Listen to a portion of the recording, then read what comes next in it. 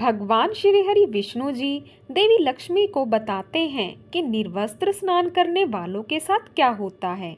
एक बार भगवान श्री विष्णु माता लक्ष्मी के साथ हरिद्वार में घूम रहे थे। माता लक्ष्मी ने देखा कि सारे मनुष्य गंगा में नहा नहा कर हर हर गंगे कहते जा रहे हैं, परंतु सभी लोग दुखी और परेशान हैं। तब माता लक्ष्मी ने बहुत ही आश्चर्य से भगवान विष्णु से पूछा, स्वामी, गंगा में इतनी बार स्नान करने पर भी इनके पाप और दुखों का नाश क्यों नहीं हुआ? क्या गंगा में अब सत्यता नहीं रही? भगवान विष्णु बोले, गंगा में तो वही सामर्थ्य है, परंतु इन लोगों ने पाप नाशिनी गंगा में स्नान ही नहीं किया, फिर भी इन्हें लाभ कैसे मिलेगा? माता लक्ष्मी जी ने आश्चर्य से कहा कि स्नान कैसे नहीं किया? सभी तो हमारे सामने नहा नहा कर जा रहे हैं, अभी तक तो इनके शरीर भी नहीं सूखे हैं। भगवान विष्णु ने कहा, यह लोग तो केवल जल में डुबकी लगाकर ही आ रहे हैं। तुम्हें मैं कल इसका रहस्य समझाऊंगा। दूसरे दिन बहुत ही जोर से बारिश होने लगी। सारी गलियां कीचड़ से भर गई। एक चौड़े रास्ते में एक बड़ा सा गड्ढा था।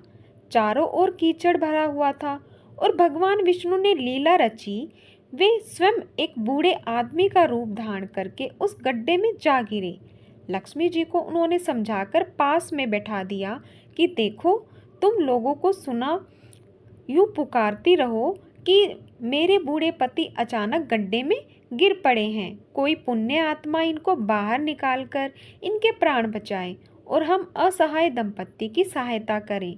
और विष्णु जी ने यह भी समझा दिया कि जब कोई व्यक्ति गड्ढे में से मुझे बाहर निकालने को तैयार हो, तब इतना और कह देना कि मेरे पति सर्वथा निष्पाप हैं। इन्हें वही व्यक्ति छुए जो खुद भी निष्पाप हो।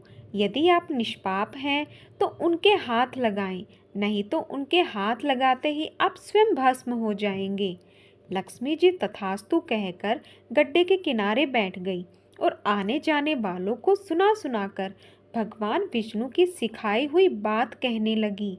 गंगा में नहाकर लोगों के झुंड आ रहे हैं और सुंदर युवती को यूं बैठी देखकर कुछ लोगों के मन में पाप आया और कुछ लोगों को धर्म का भय हुआ और कुछ लोग कानून से डरे और कुछ लोगों ने तो लक्ष्मी जी को यह भी कह दिया कि मरने दे, इस गड्ढे को क्यों, इस बुढ़े को क्यों इसके लिए रोती है। और कुछ दयालु और चरित्रवान पुरुषों ने उस युवती के पति को बाहर निकालना चाहा, परंतु लक्ष्मी जी के वचन सुनकर वे भी रुक गए। उन्होंने सोचा कि हम गंगा में नहाए कर आए हैं तो क्या हुआ, पापी तो हैं, कहीं हम सहायता करते समय भस्म न हो जाएं।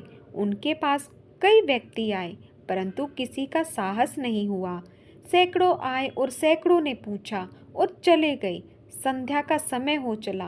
तब भगवान विष्णु ने माता लक्ष्मी से कहा, देखा, आया कोई सच्चे मन से गंगा में नहाने वाला। तब थोड़ी देर बाद एक नौजवान युवक हाथ में एक लोटा लिए हुए हर हर गंगे कहता हुआ आया। लक्ष्मी जी ने उसे भी वही बात कही। उस युवक का हृदय करुणा से भर आया। उसने भगवान विष्णु को बाहर निकालने की तैयारी की। लक्ष्मी जी ने उन्हें रोककर कहा कि भाई, यदि तुम सर्वथा निष्पाप नहीं हो तो मेरे पति को छूते ही तुम भस्म हो जाओगे। उसने उस समय बिना किसी संकोच किए हुए लक्ष्मी जी से कहा, माता, मेरे निष्पाप होने में तुम्हें संदेह क्यों हो रहा है? देखती नहीं, मैं अभी गंगा नहा कर आया हूँ, अभी तुम्हारे पति को बाहर निकालता हूँ। युवक ने लपक कर उस बूढ़े आदमी को ऊपर उठा लिया। भगवान विष्णु और माता लक्ष्मी ने उसे अधिकारी समझकर अपना असली रूप प्रकट कर दर्शन देकर निहाल किया। भगवान विष्णु ने माता लक्ष्मी से कहा कि इतने सारे लोगों में से केवल इस एक आदमी ने ही गंगा स्नान किया है। इस दृष्टांत के अनुसार जो लोग बिना श्रद्धा और विश्वास के केवल देह के लिए गंगा स्नान करते हैं, उन्हें वास्तविक फल प्राप्त नहीं होता। परंतु इसका यह मतलब नहीं है कि गंगा स्नान व्यर्थ जाता है। गंगा स्नान का बहुत पुण्य भी है। इसके बाद भगवान विष्णु ने माता लक्ष्मी से कहा, अब मैं आपको वह 12 बातें बताता हूँ। जो भी मनुष्य इन 12 बातों को नहाते समय ध्यान रखता है वह कभी भी दुखी नहीं रहता है। उसके घर में लक्ष्मी का वास हमेशा होता है। उसके घर में अपार संपत्ति आती है। घर में कभी भी लड़ाई झगड़ा नहीं होता। उसका पूरा परिवार हंसी खुशी जीवन व्यतीत करता है। तब माता लक्ष्मी ने कहा, स्वामी आप हमें यह बातें बताइए। इसके बाद भगवान विष्णु उन बातों को बताना शुरू कर देते हैं और माता लक्ष्मी ध्यान से सुनने लगती हैं। इसके बाद भगवान विष्णु बताते हैं, प्रिय, यह 12 बातें बताने के बाद में एक और बात बताऊंगा कि जो औरत कपड़े खोल कर नहाती है उनके लिए यह बात बहुत ही महत्वपूर्ण है। हे देवी, आप इस बात को बहुत ही ध्यान लगाकर सुनना। तभी भगवान विष्णु अपनी बातें सुनाने लगते हैं। भगवान विष्णु कहते हैं, स्नान करने से शरीर निरोगी रहता है और मन प्रसन्न रहता है। नहाने से चेहरे की क्रांति और शारीरिक आकर्षण में भी बढ़ोतरी होती है। अगर इस नित्य कर्म के दौरान कुछ बातों का ध्यान रखा जाए तो आध्यात्मिक से भी ज़्यादा लाभ पाया जा सकता है।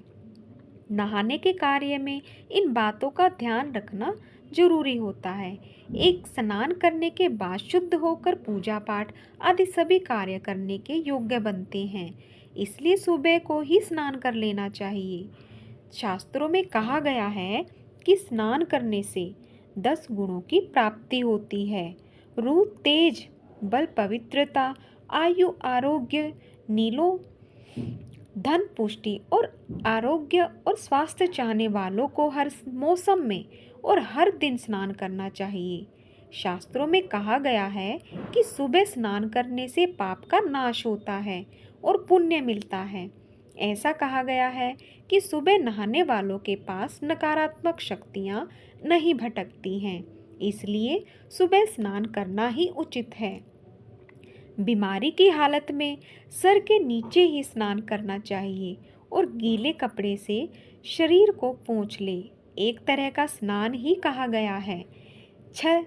सुबह की लालिमा छाने से पहले ही स्नान करना श्रेष्ठ माना गया है।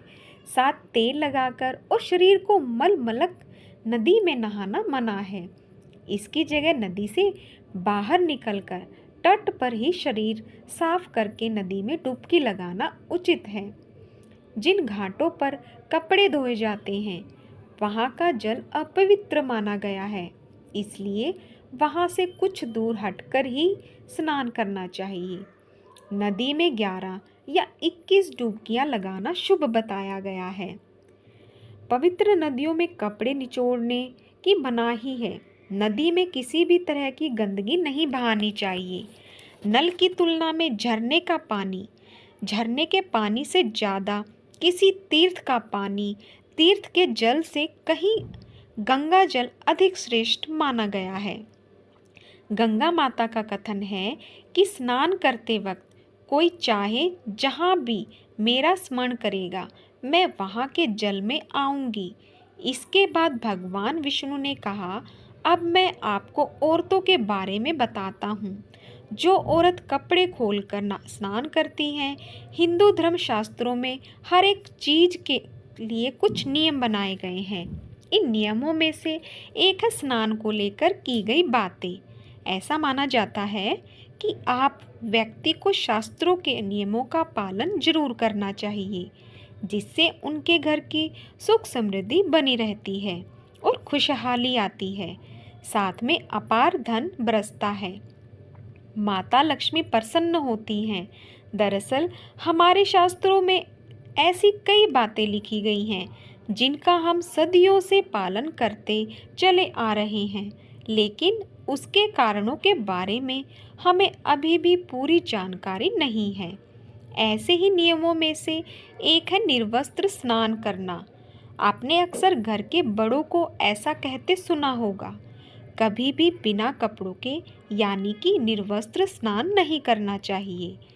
अगर हम पौराणिक कथाओं की बात करें तो निर्वस्त्र स्नान की मनाही का एक सबसे बड़ा कारण भगवान श्री कृष्ण के समय से जुड़ा हुआ है। पौराणिक कथाओं के अनुसार एक बार जब गोपियां सरोवर में स्नान कर रही थी और वे निर्वस्त्र थी, उस समय बाल कृष्ण ने गोपियों के सभी वस्त्र छुपा लिए थे। उस समय भगवान श्री कृष्ण ने उनके वस्त्र छुपा लिए। तब गोपियों ने अपने वस्त्र वापस लेने की प्रार्थना की।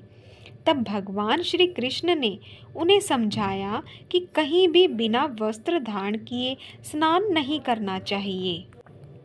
इससे जल के देवता वरुण का अपमान होता है, इसलिए आपको निर्वस्त्र होकर स्नान करने की मनाही की जाती है। अगर आप नहाते समय यह सोचते हैं कि बंद कमरे में आपको कोई नहीं देख रहा है, तो ऐसा गलत है, क्योंकि ईश्वर आपको हर जगह पर देखते हैं। और यदि आप निर्वस्त्र होकर स्नान कर रहे हैं, तो यह मुख्य रूप से जल के देवता वरुण का अपमान करने जैसा होता है। निर्वस्त्र स्नान से आपको पाप लगता है और आर्थिक और शारीरिक नुकसान पहुंच सकता है। यदि आप निर्वस्त्र स्नान करते हैं, तो आपके शरीर पर नकारात्मक ऊर्जा प्रवेश करती है और आपकी मानसिकता भी नकारात्मक हो सकती है। इसलिए हमेशा आपको यही सलाह दी जाती है कि आप नहाते समय कोई एक कपड़ा जरूर धारण करें।